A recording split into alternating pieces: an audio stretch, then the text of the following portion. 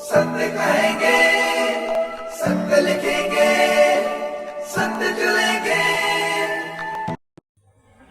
नमस्कार, दैनिक स्टेट समाचार देख रहे हैं आप और मैं हूं आपके साथ वैशाली। तो दर्शकों, जिस तरह आपको पता है कि जो सावन मास है वो शुरू होने वाला है, तो हमारे साथ इस वक्त मौजूद हैं श्री श्री 1008 महामंडलेश्वर श्री अनूप गिरी जी महाराज। तो हम उनसे बातचीत करते हैं सावन मास पे। तो सबसे पहले गुरु जी आपको प्रणाम और बहुत बहुत स्वागत है हमारे दैनिक स्टेट समाचार में। शुभ आशीर्वाद, सदा सुखी रहो।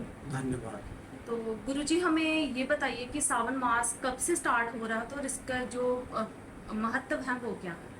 देखिए, सावन का महीना सोमवार 22 जुलाई से प्रारंभ होगा और सावन का महीना सोमवार 19 अगस्त तक रहेगा।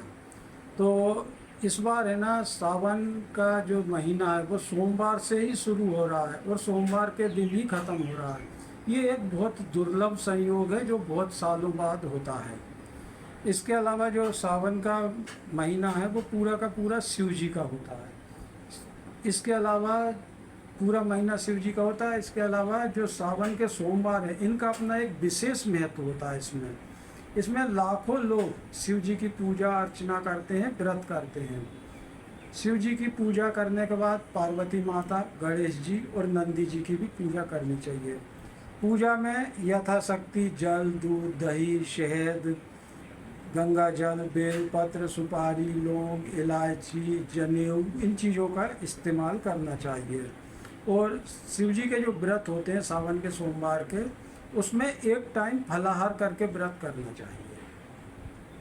तो गुरुजी, हमें ये पूछना है कि जब व्रत करते हैं सावन के, जो शिव जी भगवान के व्रत रखते हैं, तो उसमें क्या क्या सावधानियां हैं जो व्रत में बरतनी चाहिए?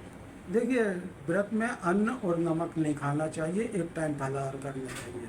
और शिव जी की पूजा में जो सावधानी बरती जाती है उसमें भस्मी जरूर लगानी चाहिए। शिव पूजा में भले ही एक तिलक लगाया जाए या थोड़ा सा बाजू पे ऐसे 3 बनाते हैं ना, उसको भी बना ली जाए। और रुद्राक्ष जरूर पहनना चाहिए। बिना भस्मी लगाए रुद्राक्ष पहने शिव जी की पूजा पूरी नहीं होती। और पुरुष वर्ग को सिला हुआ वस्त्र नहीं पहनना चाहिए। पुरुषों को धोती लपेट के और कंधे पे गमछा डाल के शिव जी की पूजा करना चाहिए। शिव जी की पूजन में सिला हुआ वस्त्र नहीं पहना जाता है। शिव जी की आरती के तुरंत बाद भोग लगाना चाहिए, क्योंकि शिव जी को अपने भोग में देरी सहन नहीं होती। जैसे ही आरती हुई वैसे ही भोग लगा देना चाहिए।